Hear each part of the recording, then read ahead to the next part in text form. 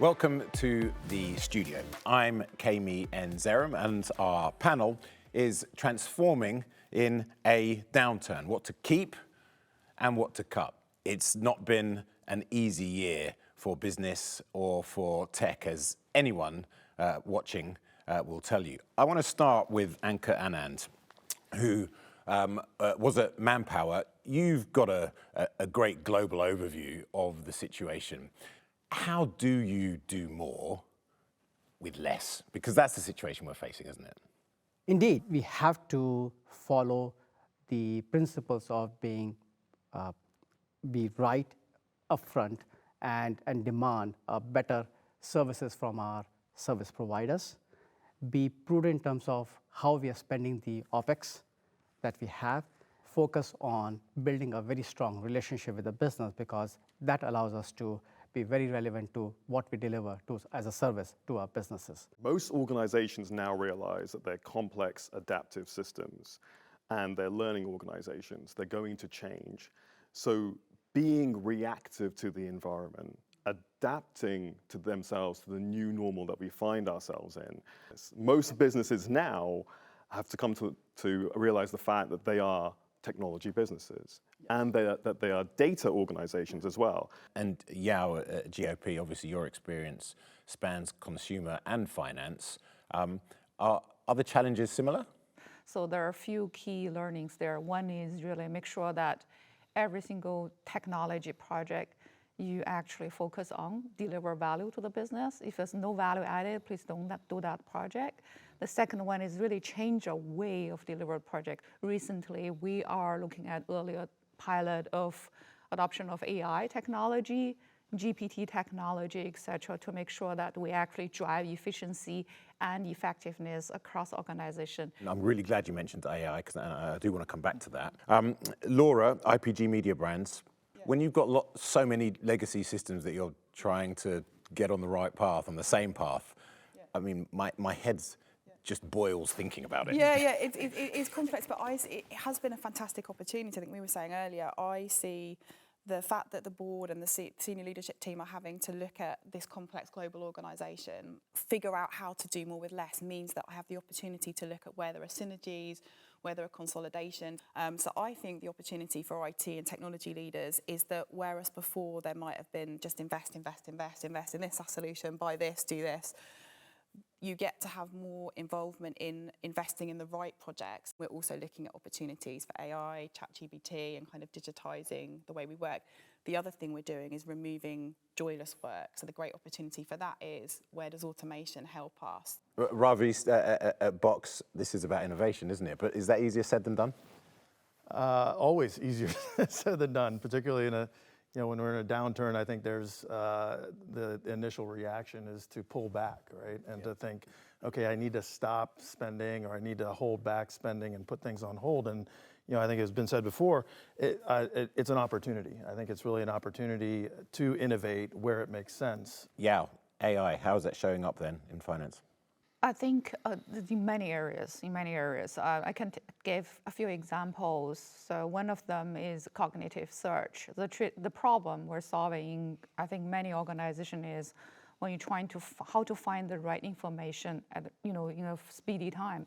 But then this is a challenge. Through AI, we can tremendously shorten the time for people, so they can just have the right information and data at their fingertip. There are other initiatives. For example, traditionally, the finance team writes summaries on a regular basis to the leadership team, with potentially using GPT technology. At the moment, you have to check the quality and the accuracy of the summary. But in summary, it's basically traditionally it takes 2 days, for some companies, weeks to write summary. Now, literally, it just takes a few seconds. Laura, just back to this brilliant theme of removing the joyless work. Downturn, it's stressful, especially in you may be working in an organization where there is, potential or risk of teams getting smaller and increased workloads. How do you keep the human energized and motivated? I think it is around making sure that you're communicating all the time about where the opportunities are, and allowing people, particularly technical people, who want to get involved with projects that are exciting. And for the business, it's about showing how we can make their lives easier through some of this automation and allow them to focus. We're looking at use cases for the creative agencies partnering with Google, partnering with Microsoft, saying, look, we want to see if we can do this. Can you help us do that? And we've got an emerging technology function where people can get involved. There's a steering group. We can have champions in each of the areas. And so it's creating that involvement, I think, because if people feel it's happening over there and they're not involved in it, it can be quite scary. So I think opening it up and saying, if you're interested, you don't have to be in IT or technology. If you're interested in understanding what we're doing, there's this steering group in this country, in this market. And Ravi, how do we make sure that the leadership does understand the challenges that middle management and frontline team members are experiencing in a downturn? How do we make sure that communication exists and people get it and people aren't being asked to do things that are unreasonable or impossible? Or joyless? Or joyless. I love this question because it does come back to people, right? And as business leaders with a technology focus, sometimes you can get lost in the technology and forget about the people aspect. And because we're constantly asked to do more with less and less with nothing, all right, that like the kind of frothiness of just that activity, you can lose the people aspect. And so communication, absolutely key. Miao, you have worked all over the world and business work cultures differ greatly. You're in Singapore at the moment. Do you see a necessary difference in the way that tech is managed in a downturn? Does it require a different approach in different places? Traditional approach is putting a lot of resources to build a new product and then launch it. But I think now the approach has to be, you look at what is most value added, what is the most important digital product to different industry and launch it strategically. I think that's basically the fundamental approach the tech sector has to take. And Raj, what do you think is working in a way that perhaps no one predicted before? Quite a lot. I think the number one thing is that organizations have now wised up to the fact that they're interconnected, right? So especially the last few years. And one of the things that's been really heartening to see is open strategy. So we talk a lot about the people side. The best information comes from those who are closest to the problem. So the best solutions come from those people at the coalface. With all these investments that we have done on technology and the advanced tech stack that we have, there is a symbiotic relationship between the business and the tech stack. And I think as technology leaders, we play a very important role because we can provide that data insights to our operations to see how they can elevate the usage and the adoption of the platforms to the next level. Ravi? Sorry. Raj. Apologies. We could swap places, Ravi. It's all about the people. I think we know that. It's all about the people. And leadership will make it or break it. So definitely in the downturn, you want to shift from extrinsic motivational factors to intrinsic motivational factors. Miao, all about the people?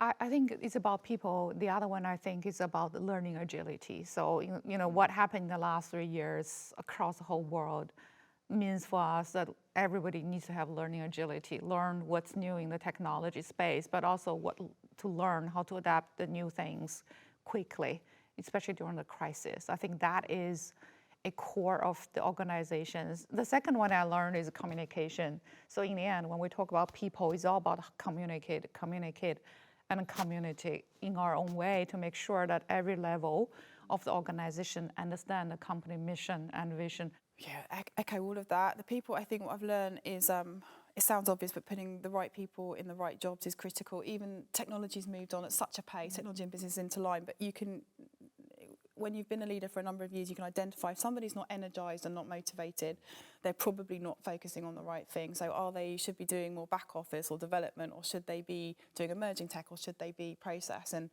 actually identifying that quickly and putting people in the right places is absolutely fundamental. Ravi, the last word. So I guess in a little bit of drinking wine and champagne, I listened, and I'm just going to take the best of everything The business strategy, double down on people, communication, and decision making, quick decision making. I think all of that, relationships matter, people matter, and then I'll just add, as I said earlier, maniacal prioritization, focus on the things that are bringing the most value.